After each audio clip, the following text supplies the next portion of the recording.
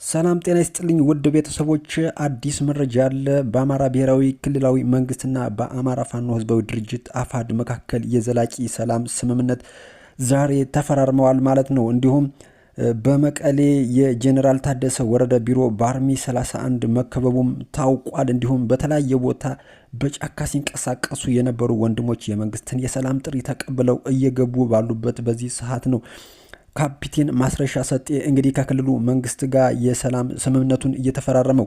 ወደ ዝርዝር መረጃው ምናልፍ ነው የሚሆነው።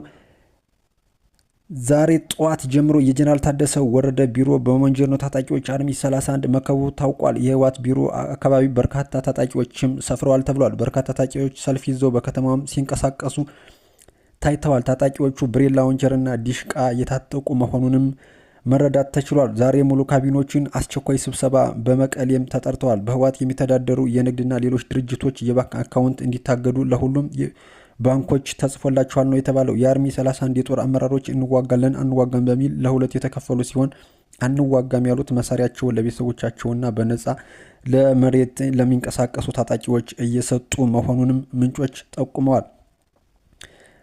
ይህ እንዲህ እንዳለ በጎንደር የትጥቅ ትግልን አማራጭ አድርገው በጫካ የቆዩ ታጣቂዎች የመንግስትን የሰላም ጥሪ ተቀብለው በርካታ ቁጥር ያላቸው ትጥቃቸውን አስረክበዋል። እንዲሁም መቀጥዋ ላይ የጽንፈኛው ተሾመ አበባው ቡድን አባል የነበሩ አንደኛ ጌታቸው ማሩ ክላሽ፣ ሁለተኛ ኃይለየስ ጌታሁን ክላሽ፣ ሸጋው ክንድዬ ክላሽ፣ አብራራው ጌታሰው ጄሌ የመንግስትን የሰላም ጥሪ ተቀብለው አሁን ጉና ወረዳ ላለው የጥምር ጦር በምህረት እጅ መስጠታቸውም ተሰምቷል። በተመሳሳይ የጎጃም ደባይ ጠላት ላይ በምስራቅ ጎጃም ዞን ደባይ ጠላት ግን ወረዳ ገሜ ቀበሌ የጸጥታ ኃይሉ በሰራው ከበባ ጽንፈኛው ቡድን እግሬ አውጭኝ ብሎ ሲፈረጥጥ ሁለት የጽንፈኛ ቡድን አባላት በቁጥጥር ስር ማዋላቸውንም እየደረሰን መረጃ ይጠቁማል። እንዲሁም በተመሳሳይ ጫካ ገብተው ሲንቀሳቀሱ የቆዩ ታጣቂዎች የመንግስት ያቀረበውን የሰላም አማራጭ በመጠቀም እጃቸውን መስጠታቸውም ተሰምቷል። የትግል አማራጭ አድርገው ወደ ጫካ ወጥተው ሲንቀሳቀሱ የቆዩ ታጣቂዎች መንግስት ያቀረበውን የሰላም አማራጭ በመጠቀም ከነሙሉ ትጥቃቸው ለቅባትያ ሁመራ ወረዳ የጸጥታ አካላት እጃቸውን ሰጠዋል። እነዚህ ታጣቂዎች ጫካ የቆዩ ታጣቂዎች መንግስት ያቀረበላቸውን የሰላም አማራጭ ተጠቅመን የበደልነው ህዝብ ለመካስ ማሰብ እጃችን በሰላም ልንሰጥ ወስነን ነው እየገባ ነውም ብለዋል። ዋናው መረጃ በአማራ ክልል መንግስትና በአማራ ፋኖ ህዝባዊ አደረጃጀት ወይም አፋድ መካከል ዛሬ የተደረገው ስምምነት ነው። ወደ ዝርዝር መረጃው የምናልፍ ነው የሚሆነው። ስምምነቱን የአማራ ክልል ርዕሰ መስተዳድር አረጋ ከበደና የአማራ ፋኖ ህዝባዊ ድርጅት አፋድ በመወከል ካፒቴን ማስረሻ ሰጤ ተፈራርመዋል። ውይይቱና ድርድሩ በአፍሪካ ህብረትና በኢጋድ አደራዳሪነት ሲካሄድ ነው የቆየው። ርዕሰ መስተዳድሩ አረጋ ከበደ ባስተላለፉት መልእክት ዛሬ ለክልላችን ህዝብ የመጀመሪያው ትልቅ የሰላም ኩነት የተካሄደበት ቀን ነው ብለዋል።